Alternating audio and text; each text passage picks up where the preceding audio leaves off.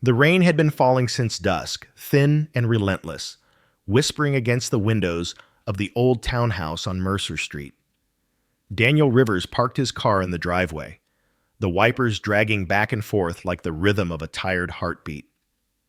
The city lights of Seattle shimmered through the drizzle, blurring into streaks of gold and blue.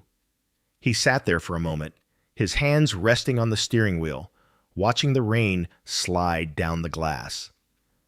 Another long day at the firm, another evening returning to a home that had grown quieter, colder, more distant. When he finally stepped inside, the smell of chamomile tea greeted him first, a scent he hadn't noticed in weeks. Emily used to drink it every night. The house was dim, the only light coming from the kitchen, where she stood by the counter, her hands wrapped around a white mug.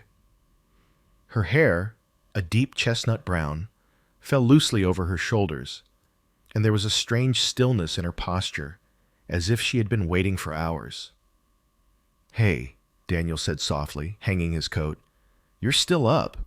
She turned, her face pale, eyes wide and uncertain, but there was something else there too, something almost luminous. "I couldn't sleep," she said. "I wanted to talk to you." He nodded, loosening his tie. "Sure, let me just—" "No," she interrupted, her voice trembling slightly. "Now, please." Daniel hesitated. There was a tightness in her tone he couldn't quite name. For a brief second, a flicker of hope crossed his mind. Maybe she wanted to talk about trying again.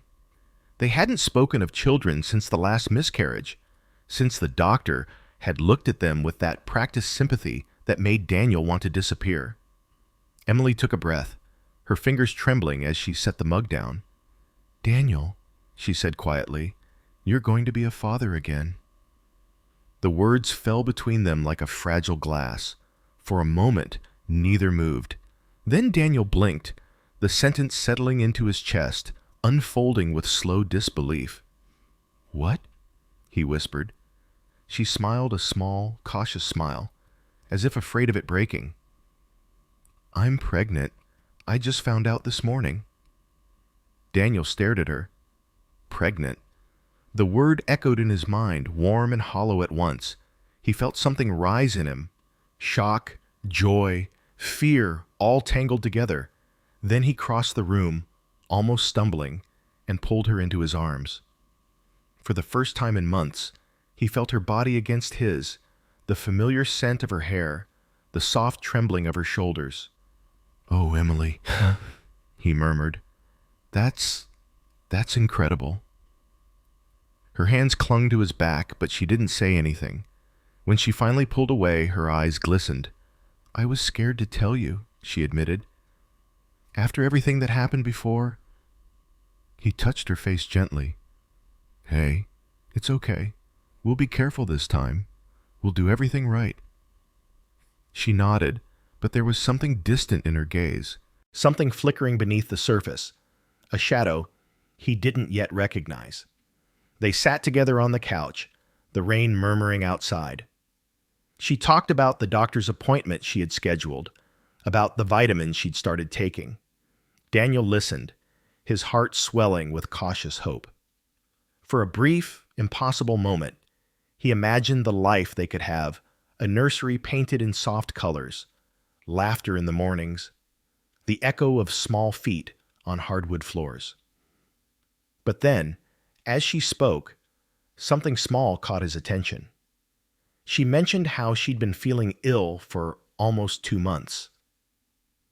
2 months. Daniel froze for a heartbeat, his mind calculating without his permission. 2 months. But hadn't he been in Portland during that time? He'd been working late nights on the Jefferson Project, sleeping in hotels, coming home only on weekends.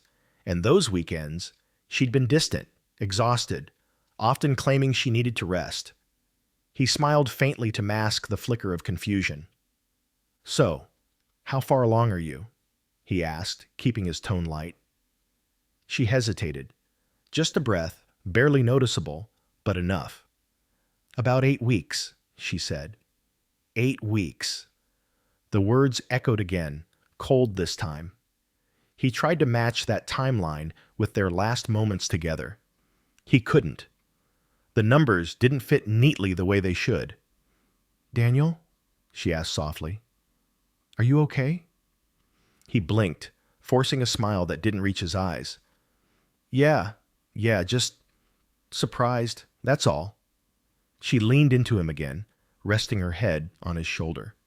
"I was too. I didn't think it would ever happen again." He nodded slowly, staring into the darkened window where their reflections shimmered in the glass, two outlines side by side, close but not touching. The rain outside intensified, tapping against the pane like a heartbeat growing louder. Inside, Daniel felt the first quiet crack form. He didn't want to think about it, not tonight. He wanted to hold on to the warmth of her body, the sound of her voice, saying those words, "You're going to be a father again." He wanted to believe that the miracle he had longed for had finally come back to them. But as Emily drifted off to sleep on the couch, her head still on his shoulder, Daniel sat rigid, staring into the dim light. His fingers twitched slightly, as if they were trying to grasp something slipping away.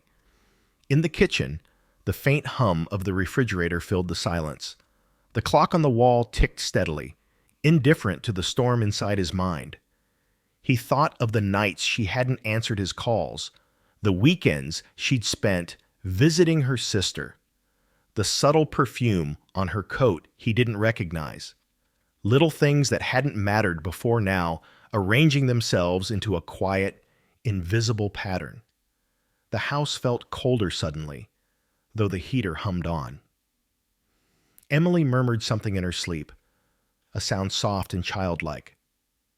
Daniel turned to look at her, and for a moment his chest ached with love so deep it frightened him. He brushed a strand of hair from her face, memorizing the softness of her expression, the peacefulness he hadn't seen in months. He wanted to believe her. God, he wanted to. But in the pit of his stomach, beneath the hope and the exhaustion, something else began to stir, a small, silent unease that no amount of tenderness could quiet. Outside, the rain kept falling steady, endless washing over the city that had forgotten how to sleep. And Daniel Rivers sat in the half-light, listening to it, knowing that somewhere between love and doubt, something inside him had begun to fade. The days that followed blurred into one another, like rain clouds drifting without end across the gray Seattle sky. Daniel woke each morning to the faint sound of Emily in the kitchen, the soft clinking of cups, the muted hum of the kettle. Once, that sound had meant comfort, the rhythm of an ordinary life built on small rituals. But now, it carried something else, a careful precision, as if she was trying too hard to make things seem normal. He would come downstairs to find her already dressed, her face pale but composed, a mug of tea in her hands. She'd smile, but it never reached her eyes. There was always a moment brief, but unmistakable, when her gaze would flicker away, like a candle caught in wind. "Morning," he'd say softly, trying to sound casual. "Morning," she'd reply, her voice light, almost rehearsed. "I didn't want to wake you." Daniel would nod, pouring himself coffee, pretending not to notice how she tucked her phone beneath a napkin on the table whenever he entered the room. The air between them was fragile, filled with words they both avoided. He told himself he was imagining things, that suspicion was just fear wearing a different name. But still, his eyes found the details his heart didn't want to see. At work, Daniel found it hard to concentrate. The blueprints on his desk blurred before his eyes. He used to love the clean logic of lines and measurements, the way walls met at perfect angles, the predictability of structure. But now, he found himself staring out the office window, watching the traffic move below, wondering when exactly his life had stopped feeling like his own. When he came home, Emily would already be in bed, the glow of her phone lighting her face. She would quickly set it aside when he entered, smiling too quickly, too bright. "I was just reading an article," she'd say. "Couldn't sleep." Sometimes he believed her. Other times, the words curdled in his chest. One evening, while clearing the dining table after dinner, Daniel noticed a faint smear of lipstick on the rim of a wine glass. He hadn't seen her wear that shade in years, deep crimson, the one she used to wear when they first met. She caught him staring at it, and her smile faltered for half a second before she looked away. "You've been quiet lately," she said, wiping the counter. "So have you." "I've just been tired. Work's been intense." He nodded, though he didn't know what else to say. The silence that followed was too long, too sharp. The clatter of the dishes in the sink sounded almost violent against it. At night, Daniel would lie awake beside her, listening to the rain on the windows. Emily slept facing the wall, her breathing slow and even. Sometimes she murmured in her sleep, names he couldn't quite make out. Once he thought he heard Ryan, but told himself it was just a dream, his or hers. He wasn't sure anymore. He started checking his phone more often, not out of paranoia, but out of habit. When she left the room, his eyes would drift to her purse, where her phone rested in silence. The temptation to look grew heavier each day until it felt like an ache behind his ribs. But he didn't. He couldn't. Because once you crossed that line, there was no turning back, and part of him still wanted to believe in her. A week later, on a quiet Saturday morning, Emily announced she was meeting her friend Claire for brunch. Daniel smiled, nodding, pretending not to notice the flicker of hesitation in her eyes. She left in a rush, her perfume lingering behind sharp, unfamiliar. Hours passed. The sky turned from gray to deep indigo. When she returned, she looked radiant in a way he hadn't seen in months, cheeks flushed, eyes shining. "It was nice," she said when he asked how brunch had gone. "We talked about everything and nothing." Daniel only nodded. Later, when she showered, he noticed a text lighting up her phone on the kitchen counter. Just one word, soon. No name, just that. The screen went dark before he could stop staring. That night, Emily reached for his hand in bed. It startled him. Her fingers, warm and tentative. "I've missed you," she whispered. Her breath brushed his neck. He turned toward her, his heart a mess of longing and fear. "I've missed you too." They made love in silence, slow and careful, like two people afraid to wake something that might shatter. When it was over, she turned away again, curling into herself. Daniel lay beside her, eyes open in the dark, the taste of her perfume still on his skin, sweet but strange. The next morning, she was distant again, polite. The tenderness of the night before evaporated like mist. At work, Daniel found himself sketching lines without purpose, the graphite smudging under his fingers.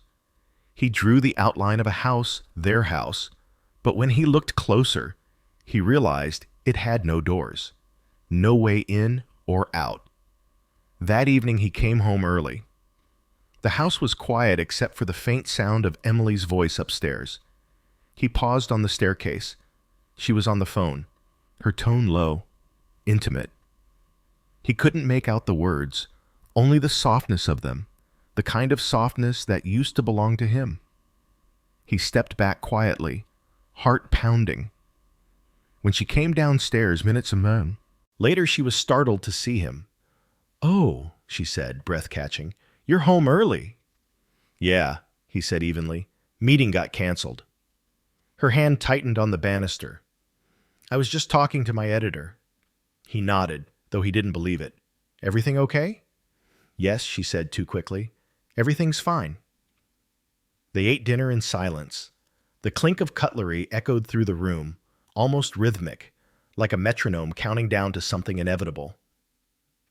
Later that night, as they sat on opposite ends of the couch, Daniel watched her scroll through her phone. Her face was calm, unreadable. He wanted to ask her what she was hiding. He wanted to shout, to demand the truth. But when she looked up and smiled faintly, his resolve melted. He realized then that fear wasn't loud. It was quiet, polite, dressed in routine. It crept into the spaces between words, into the distance between two people who used to know each other by heart. When they went to bed, Emily reached for the lamp, plunging the room into darkness. "Good night," she murmured. "Good night," he whispered back. The rain began again, steady against the window pane. Daniel lay awake, eyes open, listening to the rhythm of her breathing beside him. There were no fights, no accusations, no tears, just silence. And somehow, that silence hurt more than any truth he could bear to face. It happened on a Sunday afternoon, one of those gray, windless days when the city seemed suspended between seasons. Daniel had stayed home while Emily went out to run errands. She'd left after lunch, her voice light, her perfume trailing behind her in a way that made him ache. The rain had stopped, leaving the windows streaked and the air thick with the scent of wet asphalt. Daniel found himself cleaning the study, more out of habit than intention. The small room had always been his refuge shelves of design books, sketches pinned to corkboards, the faint smell of ink and coffee. It was the only space in the house that still felt untouched by the distance growing between them. He moved a stack of old magazines off the desk, sorting through papers, receipts, old bills. Then he found the folder thin, unmarked, tucked beneath a pile of Emily's fashion journals. It wasn't unusual for her things to end up here. She often worked in his study when she needed quiet. Still, he hesitated before opening it. There was nothing suspicious about a folder, nothing at all. But something in him, that quiet, intuitive voice that had been whispering for weeks, told him otherwise. He opened it. Inside were photographs, dozens of them. At first, he thought they were part of her work editorial shots, behind-the-scenes images for the magazine. But as he flipped through them, his hand began to tremble. There she was, Emily, in a series of candid moments, laughing beneath the golden light of late afternoon. Her hair was loose, her smile unguarded, her eyes alive in a way he hadn't seen in months. She was standing beside a man, tall, unshaven, with an easy confidence. His hand rested lightly on her shoulder in one picture. In another, they were looking at each other, faces close, sharing some private joke that no camera should have captured. The man's name was printed on the corner of one image, Ryan Hale Photography. Daniel's breath caught. He remembered the name. Emily had mentioned him once, months ago, a freelance photographer she was working with for a feature on modern urban portraits. It had seemed harmless then, professional. He'd even met Ryan once, briefly, at a gallery event. The man had a careless charm, the kind that made people feel seen. Emily had laughed at something he'd said that night, a laugh that had sounded too light, too young. Now, looking at these photographs, Daniel understood that laugh differently. He sank into the chair, the pictures spread before him like fragments of another life. In each one, Emily looked free. Not the weary, cautious woman he came home to every night, but the girl he'd fallen in love with years ago, spontaneous, radiant, unafraid. A strange numbness settled over him, colder than anger.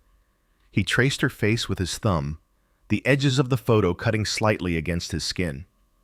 The truth was beginning to take shape, not as an explosion, but as a slow, suffocating dawn. He thought of the timing, the secret phone calls, the perfume he didn't recognize. Every detail, every inconsistency, rearranged itself into a pattern he could no longer ignore. Emily came home just as he was gathering the photos into a neat pile. The front door closed softly, followed by the sound of her shoes on the hardwood floor. "Daniel?" she called. "I brought groceries." Her voice was casual, almost cheerful. "In here," he said. She appeared in the doorway, damp hair clinging to her cheeks flushed from the cold. When she saw what was on the desk, she froze. For a long moment, she didn't move. "Where did you get those?" she asked quietly. Daniel didn't look up. "They were in my study." She swallowed, her throat moving visibly. "I must have left them there by mistake." "By mistake?" he repeated. The words came out steady, too calm. "You and Ryan seem close." Her lips parted, but no words came. She took a step forward, then stopped, her eyes darting between the photos and his face. "It wasn't what you think," she said finally, her voice trembling. "We were working on a project. He just wanted some candid shots for the article." Daniel picked up one of the pictures and held it up between them. In it, Emily was sitting on a stone wall, her hand resting on Ryan's knee. They weren't posing. They weren't working. They were simply there, together. "This doesn't look like work," he said softly.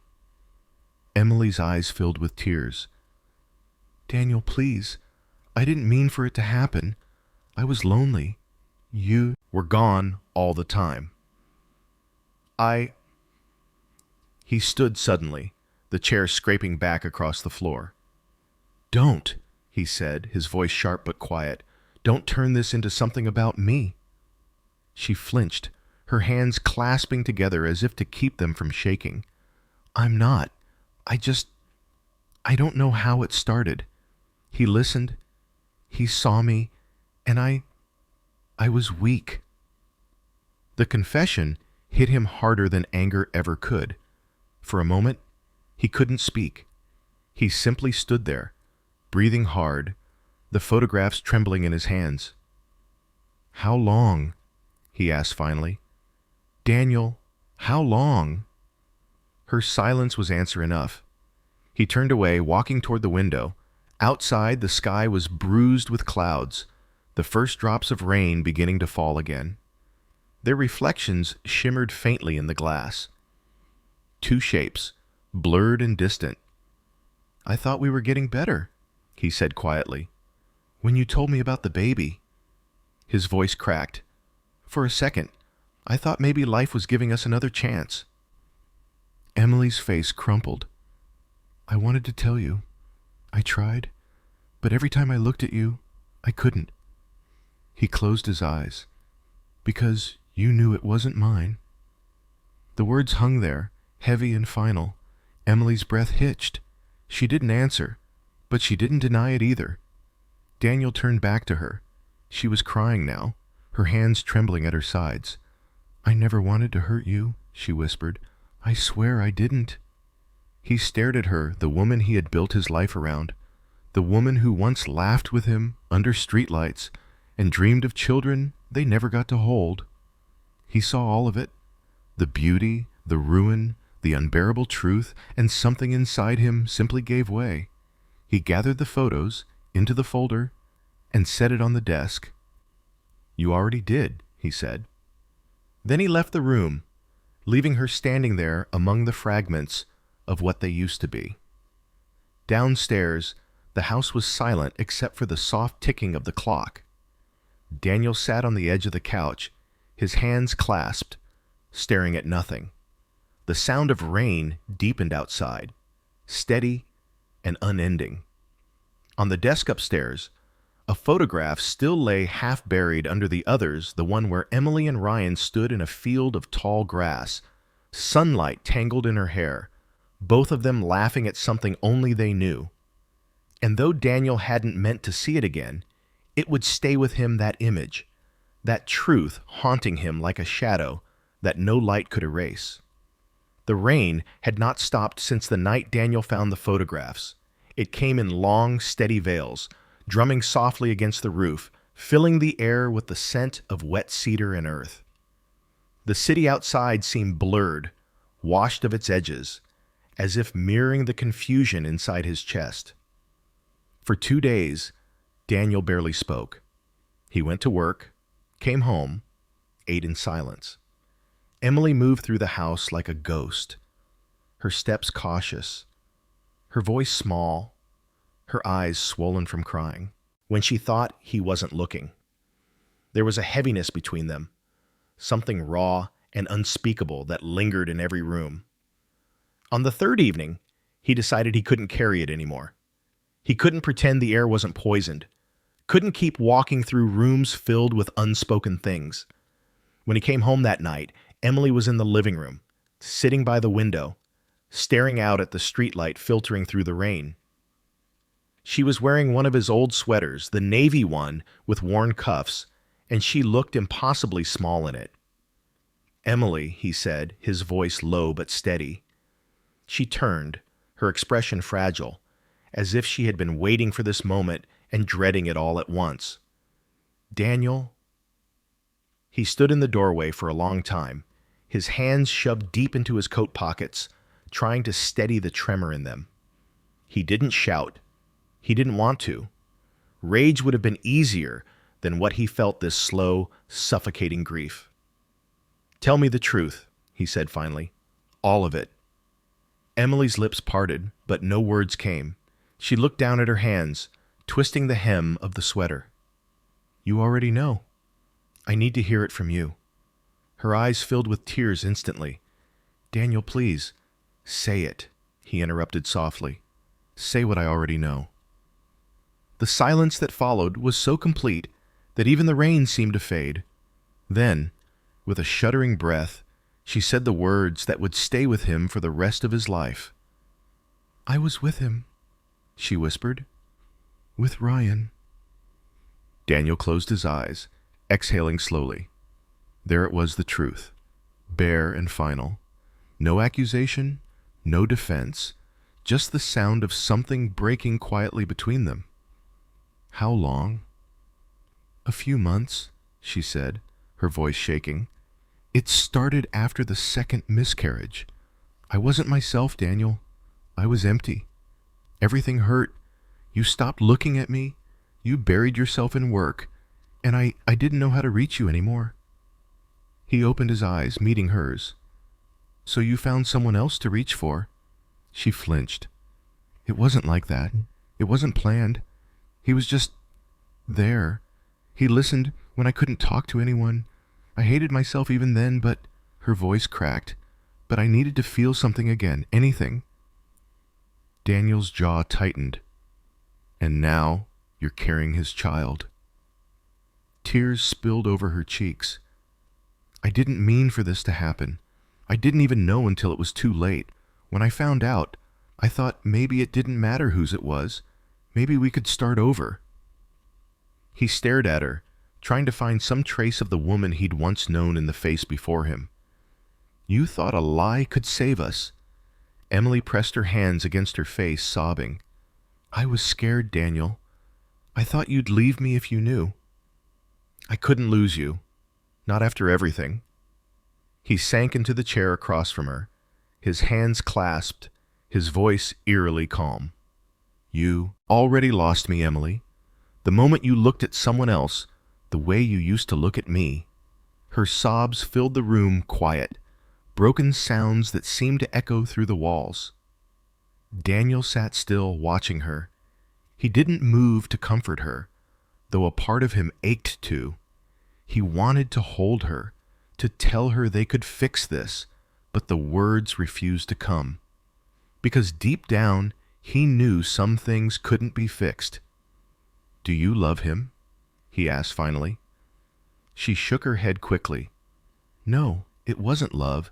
It was confusion. Pain. I was trying to escape what we'd become." "And what are we now?" he said softly.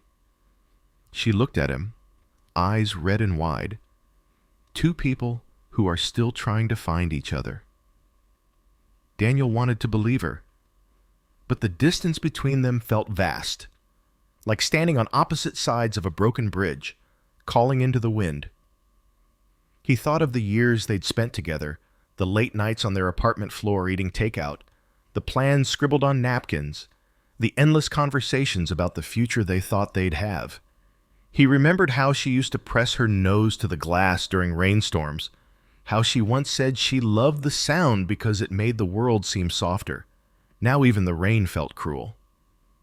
"I gave you everything I knew how to give," he said quietly. "Maybe it wasn't enough. Maybe I wasn't enough." Her head snapped up.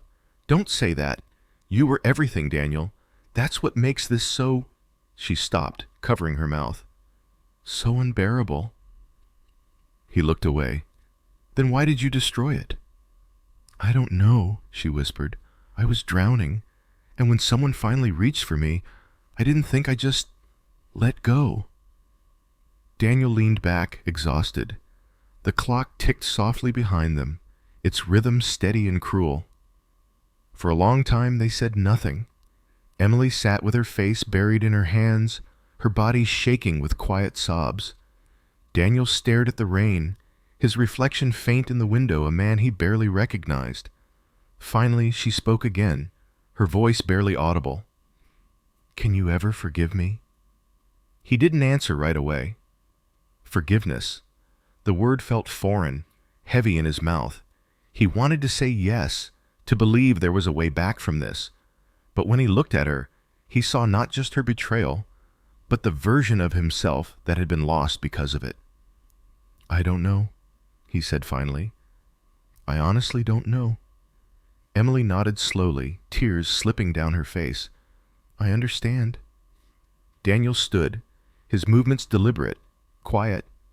He walked to the window, watching the water trace long lines down the glass. Behind him, she remained seated, small, broken, whispering apologies that dissolved into the sound of rain. "You know," he said softly without turning, "after the first miscarriage, I blamed myself. I thought maybe the universe was punishing me for something I didn't understand. But now," his voice cracked slightly, "now I think it was just trying to tell us that we were already losing each other." She looked up at him, her expression hollow. "Please don't say that." He turned, finally meeting her eyes. "It's the truth." For a moment, neither moved. Then he crossed the room, picked up the folder of photographs, and handed it to her. "I don't want to see these again." She took it with shaking hands, clutching it to her chest. "What are you going to do?" "I don't know," he said again, his voice flat. "But whatever I decide, it won't be tonight." He left her there in the living room, the rain whispering against the glass, her sobs swallowed by the sound.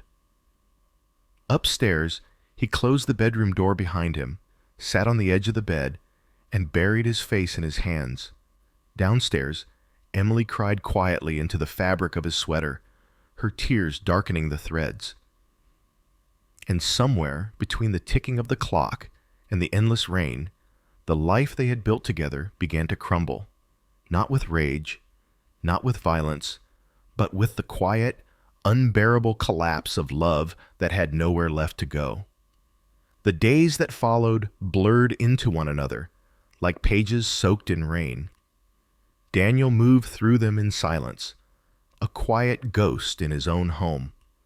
The world outside carried on, buses hummed down the street, children shouted on the sidewalks after school, but inside his chest, a storm was building, slow and relentless. He hadn't spoken to Emily much since the confrontation. Their words had run dry, leaving behind only the soft echoes of what used to be love. She stayed mostly in the guest room now, her footsteps light, her presence like a shadow he couldn't look at directly. Sometimes, at night, Daniel would hear her crying muffled sobs through the wall, and he would lie awake, staring at the ceiling, his heart aching with a strange mix of fury and pity. He wanted to hate her. God, he wanted to. But every time he tried, he saw flashes of the woman he once held, her laughter under city lights, her sleepy murmurs on Sunday mornings, the way she used to tuck her hair behind her ear when she was nervous. Those memories were cruel. They reminded him of everything that had been true once, before lies seeped into their home like damp through the floorboards. He tried to work, tried to bury himself in the rhythm of his days, but even in the office, the world seemed distant. His colleagues spoke to him, but their voices sounded muted, as if underwater. Numbers blurred on the screen. Deadlines meant nothing. His mind was elsewhere, trapped in an endless loop of why and how and what now. One night, after another dinner eaten in silence, Daniel sat at the kitchen table long after Emily had gone upstairs. The rain was back, tapping softly on the windows. He poured himself a glass of whiskey, the amber light catching in its surface, and stared at the empty chair across from him, her chair. He thought about the first time they sat there together, laughing over burnt pasta, planning their future like it was a promise written in stone. He thought about the miscarriages, the quiet hospital rooms, the smell of antiseptic and despair. He remembered how she had clung to him, whispering that she couldn't go through it again, and how he, in his silence, had believed strength meant saying nothing. Now he realized that silence had built a wall between them. The storm inside him churned grief, anger, love, confusion, all twisting together until he couldn't tell them apart anymore. He wanted to scream, to throw something, to break free from the ache in his chest. But instead, he reached for a notebook. It was the same one Emily had given him years ago, back when she believed his thoughts deserved to be written down. The leather cover was worn now, the pages yellowing at the edges. He opened it, picked up a pen, and began to write. He didn't know what he was trying to say. At first, the words came in fragments. Emily, I don't know where to begin. Maybe I should start by saying that I still wake up expecting to hear you breathing beside me. I still look for your coffee mug in the morning, even though I know it's gone. The house feels different now, hollow, like it's waiting for us to remember how to live inside it. He paused, staring at the ink spreading across the page. It was the first time he had written her name since everything fell apart. He continued. I keep thinking about that night by the lake, years ago. You said you wanted a family, that it didn't matter how long it took. I promised you it would happen, that we'd keep trying. But somewhere along the way, I stopped believing in promises. Maybe you did too. The words flowed easier after that, as if his pen had been waiting to speak for him. I don't know how to forgive you. I don't even know if I can.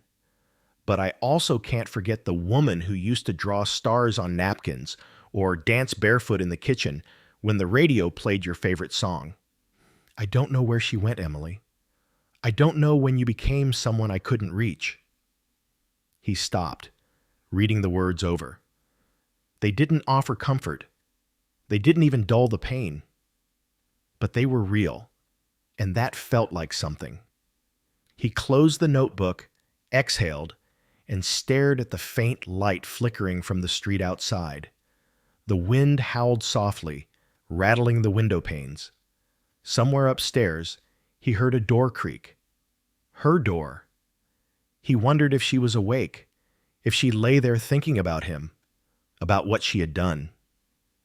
He wondered if she was scared, or if she still believed there was a way to fix what was broken. He didn't sleep that night. He sat by the window, listening to the rain until dawn, the notebook beside him. When morning came, the light fell gray and pale across the kitchen floor. Over the next few days, the letters multiplied. Each one started the same way Emily, and each one ended differently. Sometimes they were angry, full of sharp sentences and unanswered accusations. Other times, they were gentle, almost tender, like whispers meant for a different time. He never showed them to her. He couldn't. They weren't meant for her eyes, not yet. Maybe not ever. They were for him, a way to make sense of the storm raging inside. In one letter, he wrote, "You say you were lost, but so was I, Emily.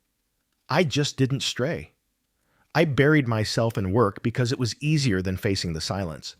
Maybe that was my sin that I forgot how to reach for you when you needed me most. Another read, sometimes I think about the baby, not his or mine, just a child who never asked for any of this. I wonder what it would be like if I could love it anyway. Maybe that's what forgiveness really is, learning to love what came from pain. Every night, he wrote, and every morning he hid the pages in the drawer of his desk. Outside, winter crept closer. The trees shed their leaves, the days grew shorter, and the chill in the air deepened. Inside the house, the silence persisted, but it had changed somehow. It wasn't sharp anymore. It was weary, subdued.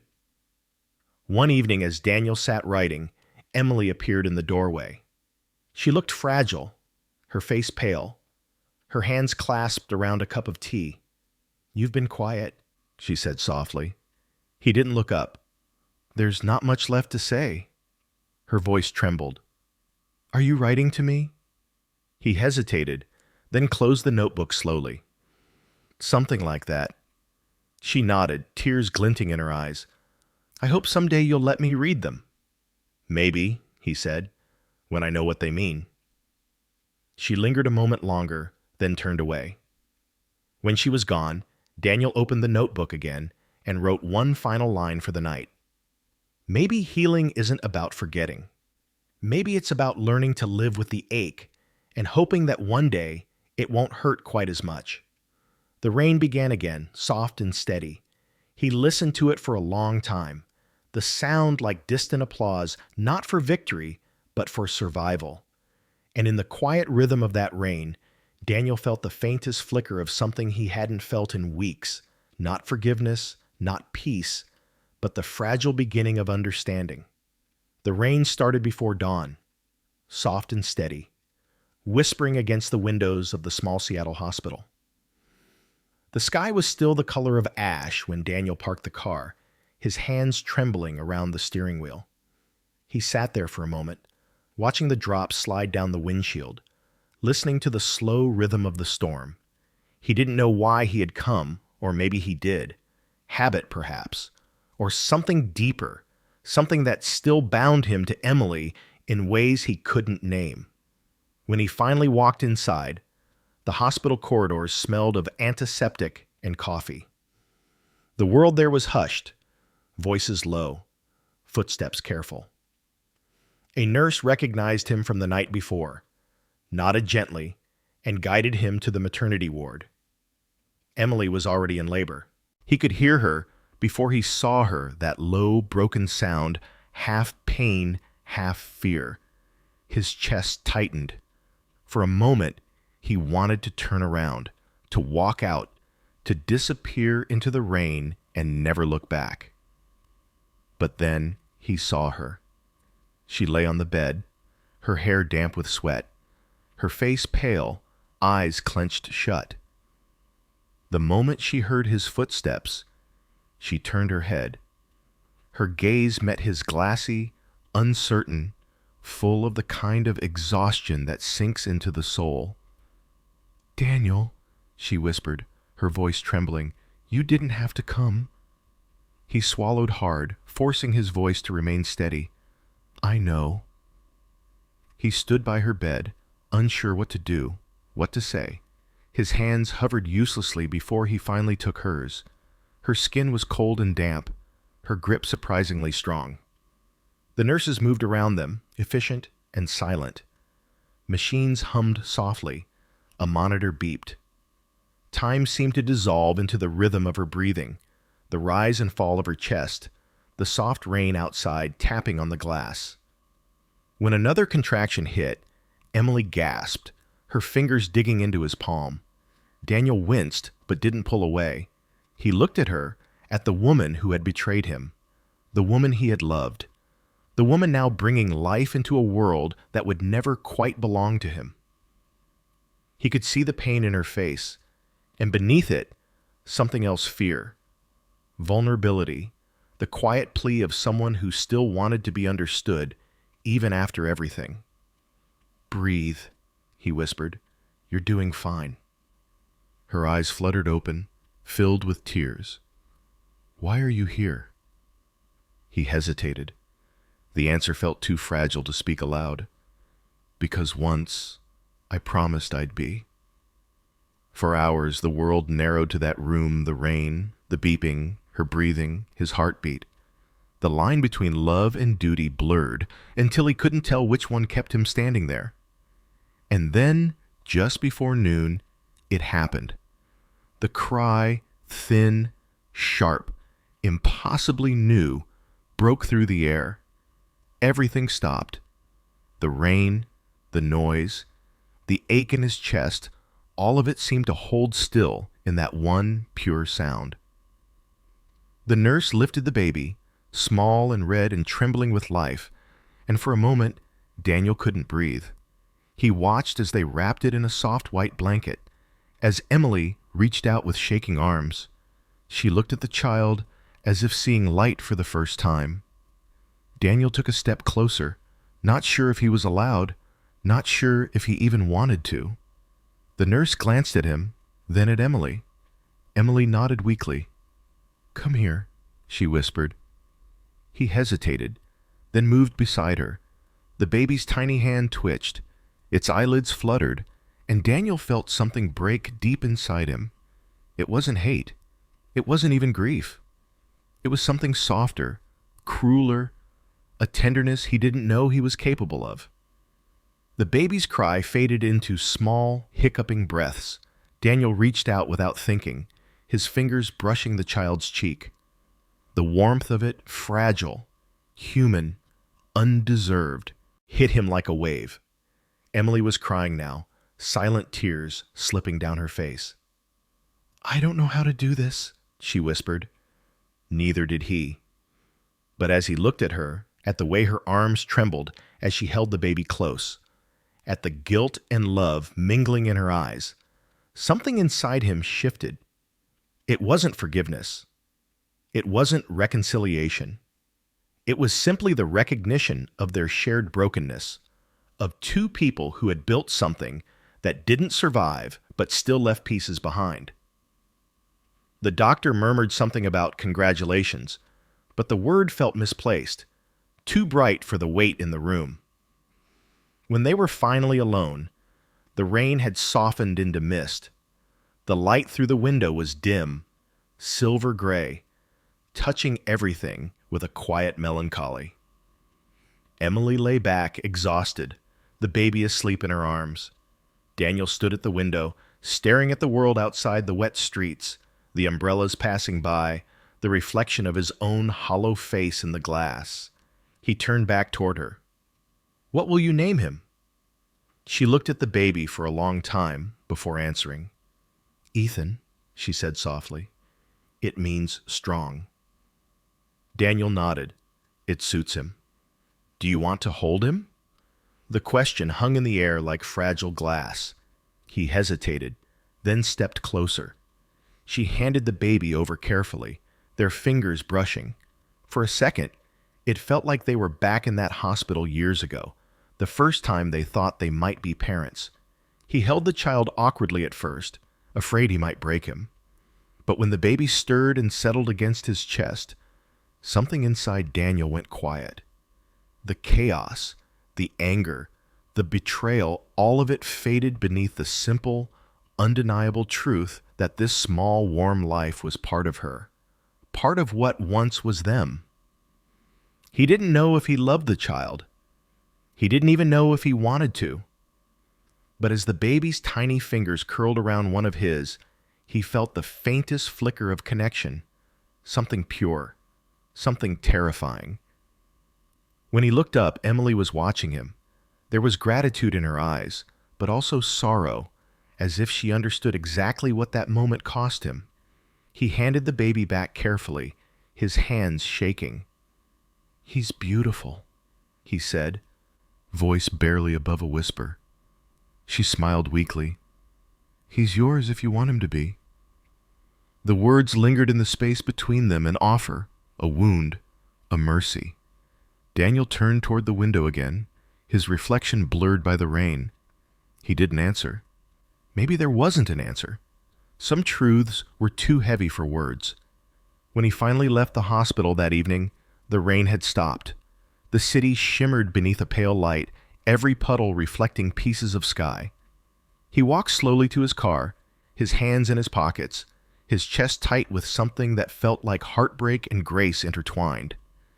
As he started the engine, he thought of the baby of Ethan and of Emily lying there, fragile, but alive. The pain was still there, sharp as ever, but beneath it, a strange calm had settled, quiet as dawn after a storm. He didn't know what came next. He only knew that something inside him had shifted not toward forgetting, but toward acceptance. And as he drove away, the rain began again soft, almost kind as if the sky itself was learning how to forgive. The house was quiet again, that kind of quiet that carried memory in its walls. Weeks had passed since the birth, but Daniel still moved through each room like a visitor, never quite belonging. The rhythm of crying, soft lullabies, and sleepless nights filled the air, but it wasn't his rhythm anymore. It was theirs, Emily's and the child's. He had become a shadow hovering at the edges, watching a life that could have been his but wasn't. Outside, spring was unfolding gentle, reluctant, still brushed with the chill of winter. The cherry trees along the street were beginning to bloom, their petals scattering like confetti over the sidewalks. Sometimes Daniel would stand at the window, watching them fall, wondering how something could be both beautiful and fleeting at once. He had tried to stay. At first, he told himself he was doing it for Emily, that she needed help, that the baby shouldn't come home to an empty house. But as the days stretched on, he realized the truth. He wasn't staying for her. He was staying because he was afraid of what leaving would mean, afraid of closing the last door between them, of accepting that what they had built had already collapsed. The baby's presence filled the house with a strange tenderness that made everything harder. His name was Ethan. Daniel couldn't say it without his voice catching a little. He had memorized the sound of the baby's breathing, the way his tiny fingers curled around the edge of a blanket. Sometimes he'd find himself standing by the crib at night, watching the slow rise and fall of that small chest, and feel a warmth so sharp it hurt. But each time, that warmth was followed by an ache, a reminder that the life before him wasn't his to claim. He was both a witness and a stranger, a man caught between love and the unbearable weight of truth. Emily tried. He saw it the way she watched him when she thought he wasn't looking, the cautious words, the careful tone, as if she were speaking to a wounded animal. She was gentle now in a way she hadn't been before. But gentleness couldn't undo betrayal. It couldn't rebuild what had been lost in the silence between them. One night, as the baby slept and the house lay wrapped in stillness, Daniel sat alone at the kitchen table. The same table where, years ago, they had dreamed about the family they would have, the laughter, the chaos, the future that now felt like a story someone else had lived. He turned his wedding ring slowly between his fingers. It had left a faint pale line around his skin, a ghost of commitment that wouldn't fade. He thought of the promises they had made on a windy autumn afternoon, for better or worse, for richer or poorer, in sickness and in health. At the time, the words had sounded sacred, unbreakable. Now they felt like a memory of another language, something once understood but long forgotten. Emily had fallen asleep on the couch, the baby resting on her chest. The television hummed softly, casting a blue glow over the room. Daniel watched them from across the space, mother and child, their breath sinking, their faces peaceful. It should have been comforting, but instead, it made something inside him unravel. He knew then that it was time. The decision came not with anger or finality, but with a kind of quiet acceptance. Love hadn't vanished. Not completely, it had simply changed shape, become something softer, sadder, something that no longer fit within the same walls. He stood and walked upstairs. In their bedroom, now half hers, half empty, he opened the drawer of his desk. Inside lay the notebook filled with all the unsent letters he had written in the weeks since the affair. He thumbed through the pages, reading fragments of himself. I don't know how to forgive you. I miss the silence that used to mean peace, not fear. Maybe love was never meant to survive everything.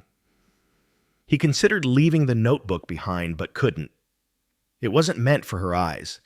It was his private dialogue with pain. Instead, he tore out one page blank, clean, and placed it on the desk. On it, he wrote only 2 words: take care. Downstairs, the clock ticked softly, its sound oddly soothing. The kitchen smelled faintly of milk and rain. He placed his wedding ring on the table, next to the faint circle it had carved over the years. It gleamed under the dim light, small, simple, infinitely heavy. He lingered for a while, letting his eyes wander across the room. The baby monitor's soft static, the folded blanket on the chair, the faint outline of 2 coffee cups drying by the sink, all ordinary things that now felt sacred, like relics of a past life. He walked quietly to the nursery. The door creaked, and for a moment he feared waking them both. But the baby slept soundly, one small hand resting against his cheek. The sight of him, perfect, unaware, innocent, undid Daniel completely. He moved closer to the crib, his steps slow, reverent. Leaning down, he whispered, "You don't know me now, but maybe one day you'll understand. Maybe you'll know that I stayed long enough to make sure you'd be okay." His voice cracked. "You didn't do anything wrong. None of this is your fault." He brushed a finger gently over the baby's hand. It twitched, curled instinctively around his fingertip, and Daniel's breath hitched. That simple gesture, that trust, that purity felt like both blessing and punishment. He stood there for a long time, memorizing every detail, the rhythm of the baby's breathing, the faint hum of the rain outside, the way the calm nightlight cast a soft halo over the room. He wanted to carry it all with him, even if it broke him. When he finally turned to leave, he paused at the doorway.